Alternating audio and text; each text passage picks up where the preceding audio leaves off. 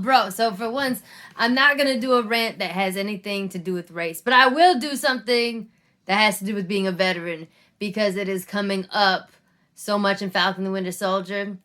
And I'm actually helping somebody. A fan reached out to help me write an essay. He's doing an essay on PTSD and veterans. And so I sent him some information. And I just started, because I started thinking of all the fucking shit that people don't know, that veterans don't fucking know how to do when we get out of the service. I just want, like, I'm just gonna rant about some of the shit that I dead ass did not know how to do, still probably don't really know how to do, and how fucking weird we are having been raised in this cult called the military. I'll start. Number one, talking to people. Apparently. Like, we're very straightforward and very blunt, which I feel like is okay. But so many times I had to have coworkers be like, okay, well, when you send your emails, you got to be a little more like, la-da-da, and like a little nicer. I'm like, I felt like this was nice. I said, hello, how you doing? I need this. How much fucking nicer do I have to get? Like, what the fuck? You know?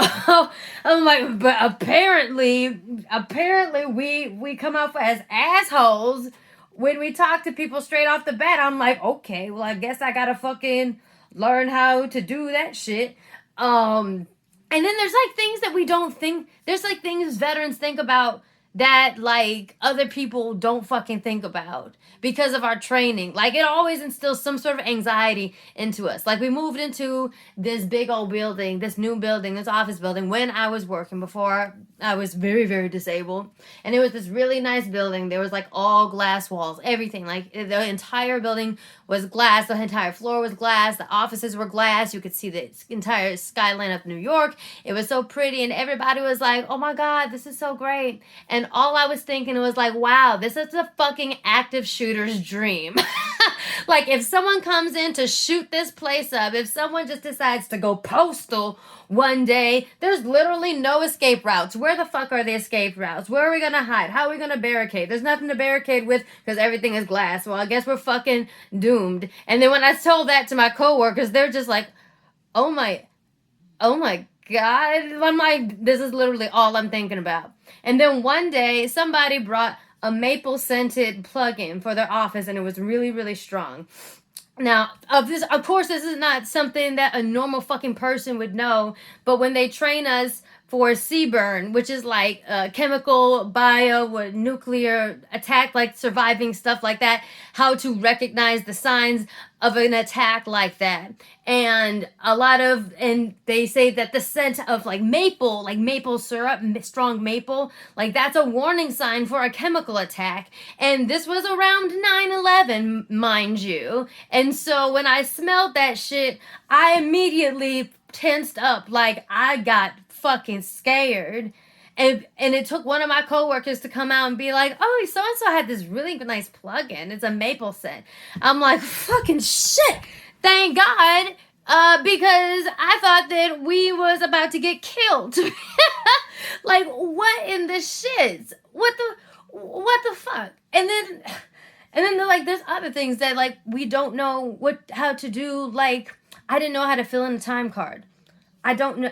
To this day, I have trouble filling in a time card because I worked hourly, right? I was a temp and then I was an hourly employee. For the life of me, to this day, I don't know how to fill in a fucking time card.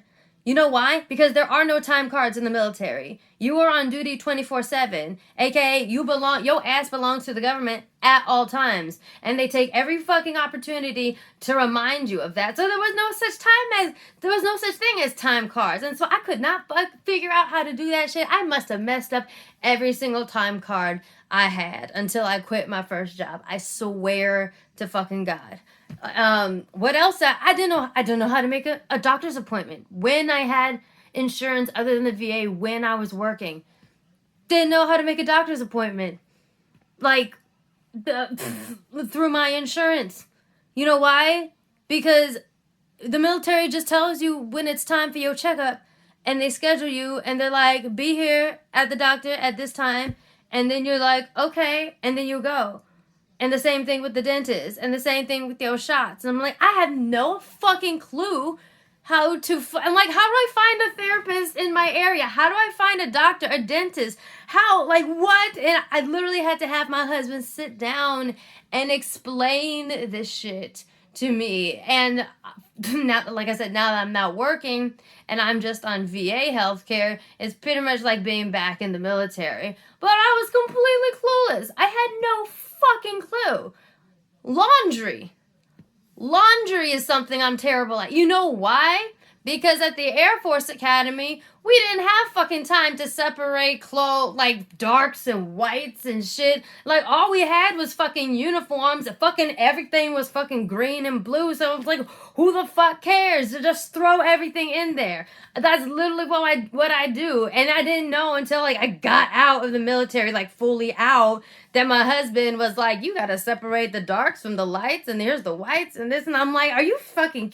I'm like, this seems like a lot of work. Why don't you just throw it in? He's like, you're not supposed to do that. I'm like, are you sure? And maybe that's just a me thing. Like, maybe that's just me being lazy. But like, I don't know. And then another... When you go outside in your uniform, you're supposed to have your cap on. Right? You're supposed to have like a hat on, the hat on that goes with your uniform. For like a month or two after I left, and even sometimes today, I get an anxiety attack leaving out the door without a hat on, panicking because if you don't have your hat on, like, you're out of regulations for your uniform, you can get written up, you can get in trouble. So I'm like, oh my fucking god, I don't have a hat. And then it took me a long fucking time to like realize that I don't need a fucking hat to go outside. And then I think this might be the last thing.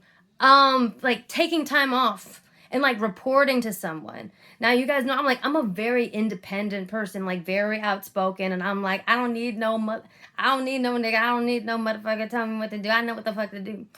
But like there's a certain kind of like slave mentality that's drilled into you in the military, because like when you're in the military, like you have to tell somebody, like your commander or whatever, where you're going, if you're leaving for a certain amount of days, if you are taking off leave, which is what they call time off, you usually have to say like where you're going, what you're doing, all of this shit.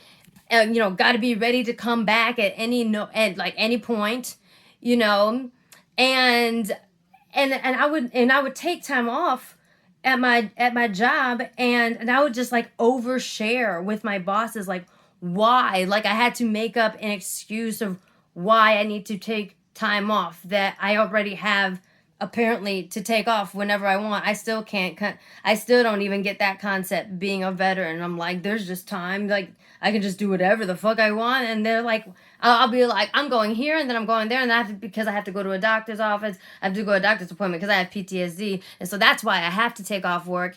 And for the most part, they'd be like, okay, I don't really care. Like, it's just so weird because you're used to always having to report to someone and always being subordinate to somebody, and you're used to someone always telling you what to do.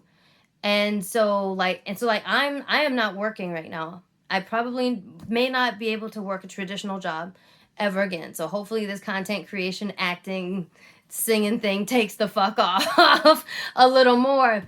But I've been not working a traditional job for a few months now. And every day there is a little bit of anxiety because, like, obviously I have an anxiety disorder. I have 2 anxiety disorders, or 3. But there's like a separate anxiety of, I feel like I need to tell somebody what I'm doing, where I am, where I'm going. Who do I report to? Like, who do I answer to? I'm not shitting you. Like, straight up Winter Soldier, like, who is my master? It's fucked, dude. Every day, for just a little bit in the back of my head, I'm like, not having somebody tell me what to do, is like really disorienting. But then because of my PTSD and how I got it, having a boss also is terrifying. And so it's just like, it's so bizarre.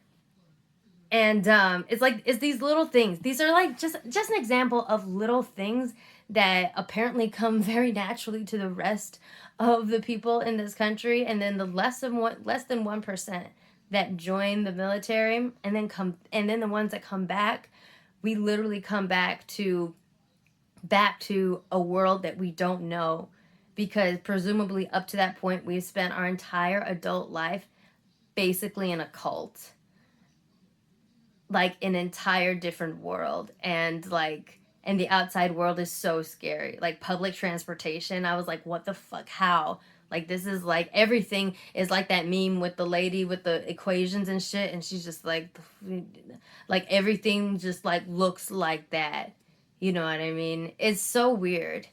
It is so fucking weird. I am almost 2 years out the Air Force, and I wonder how much longer I'm going to feel like this. I know a lot of veterans have said that it never really completely goes away. And that's kind of like, but yeah. You see how fucking weird we are? I'm telling you, straight up, Winter Soldier. I'm like, where's my boss? Who do I report to? Who is my master? It's bad, guys. It's bad.